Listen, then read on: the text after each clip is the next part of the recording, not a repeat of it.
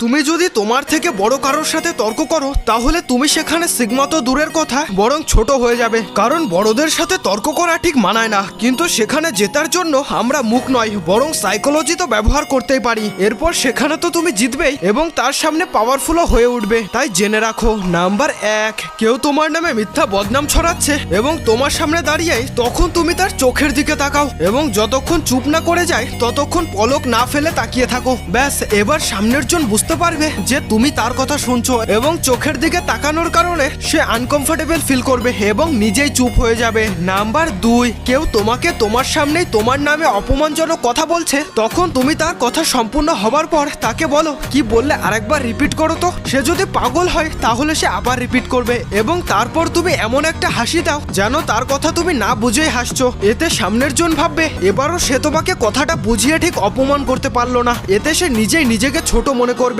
এবং তুমি চুপ থেকে উইনার হয়ে যাবে। আর হ্যাঁ, সিগমা আর্মিরা সময় থাকলে তোমার নামের পাশে একটা সিগমা ইমোজি দিয়ে কমেন্ট করে যাও।